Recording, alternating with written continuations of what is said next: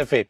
Et comme je l'ai dit dans le titre, là, on va s'intéresser à notre argent, parce qu'effectivement, tu parles des personnels de boutique et des techniciens sur le terrain, ceux qui, en principe, sont les moins, on va dire, ceux qui ont le moins d'argent, hein, entre guillemets, ceux qui ont les rémunérations les moins importantes, mais qui, de l'autre côté, s'intéressent aussi le moins à cet argent et à le moyen de le faire fructifier au travers des actions et tout ça. Donc là, on rentre en période d'arbitrage, comme on l'a dit.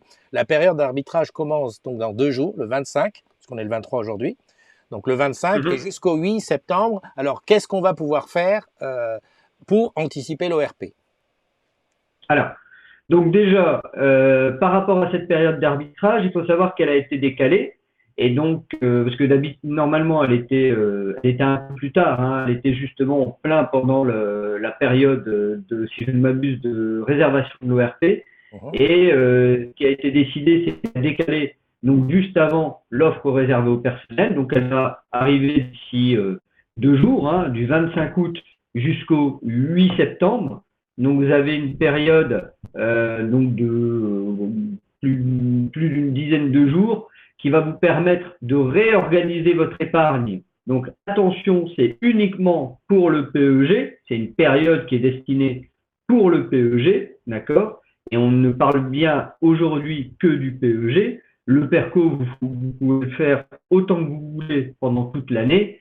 Mais là, l'intérêt de cette période, c'est de réorganiser éventuellement votre épargne si vous en avez besoin pour pouvoir anticiper votre futur investissement pour l'offre réservée au personnel. Donc, la période d'arbitrage va commencer dans 2 jours, du 25 août au 8 septembre.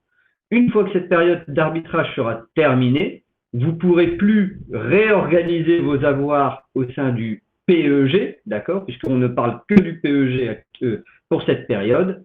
Et une fois que l'ORP va commencer, c'est-à-dire la période de souscription va commencer à partir du 17 septembre, vous allez avoir cette faculté avec pour l'offre réservée au personnel d'utiliser, si vous le souhaitez, les fonds que vous avez sur votre PEG, sauf Orange Action, donc les fonds que vous avez sur votre PEG, pour pouvoir souscrire à l'ORP.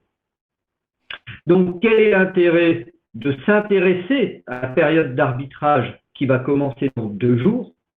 Eh bien, tout simplement, c'est pour les personnes qui auront envie de souscrire à l'offre réservée au personnel, c'est de voir comment sont organisés les avoirs, l'argent que vous avez sur votre PEG. Aujourd'hui, on va parler de ce qui est on va dire l'arbitrage, de sortir son argent pour celui qui voudra bien entendu utiliser les 3 fonds dont j'ai nommé Equilibris, Evolutis et Dynamis Solidaire. C'est sortir l'argent des actions classiques par C et par D pour les mettre sur ces fonds-là. Ça s'est arrêté au moment où on expliquait que les fonds qu'on va pouvoir utiliser pour l'ORP qui, je le rappelle, est l'offre réservée au personnel, ce sont les fonds qui seront déposés sur Equilibris, Evolutis ou Dynamis Solidaire. Tu confirmes? Voilà, exactement. Donc, pour les personnes qui, en regardant leur compte Amundi, ont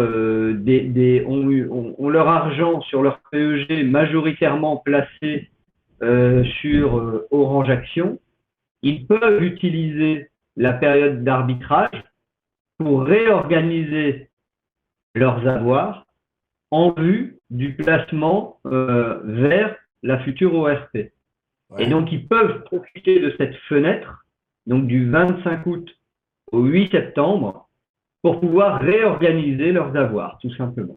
Voilà. J'ai une première question de Jean-Michel Churin qui dit, est-ce que pour l'arbitrage, on a des frais? Est-ce qu'il y a des impôts? Il y a quelque chose? Alors, pour l'arbitrage, il n'y a aucun frais puisqu'on est dans la période qui est une des 3 périodes légales, allouées, on va dire, par Orange. Et donc, il y a aucun frais, bien entendu, par rapport à l'arbitrage.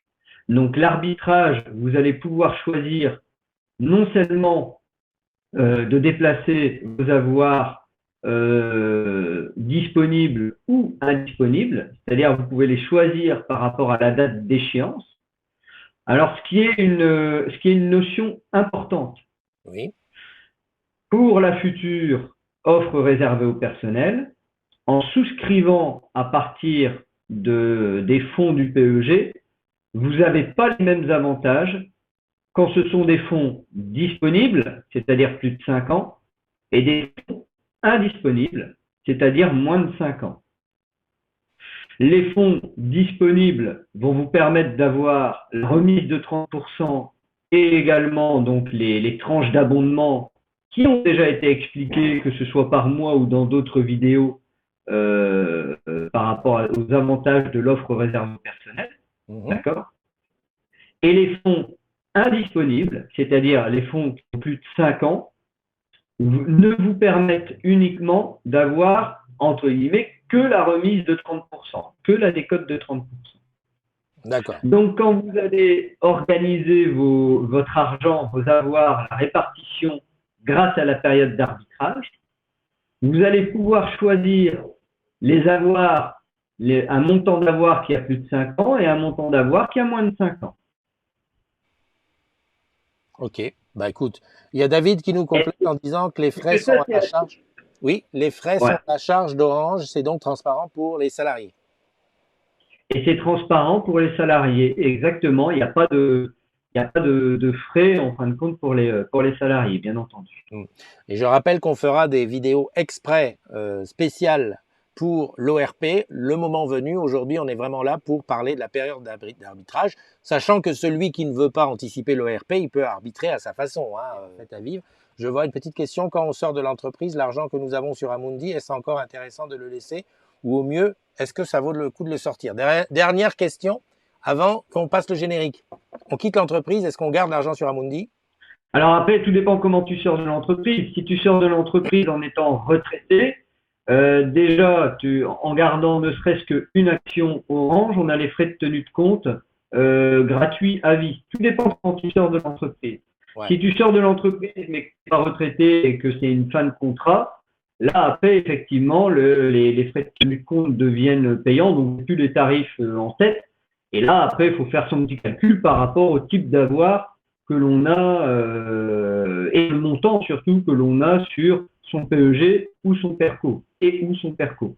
Mais en tout cas, bon, quand on est retraité, il y a encore des avantages à rester et à conserver son épargne. Et après, tout dépend de ses besoins en argent. Tout à Voilà. fait. Écoute, Nicolas, merci pour cette dernière réponse. On se donne rendez-vous à très très bientôt. Et puis, bah, à tous les agrumes qui étaient là, bah, on se retrouve bientôt. Allez, générique, bye bye. Merci, merci Chris. Allez, à plus.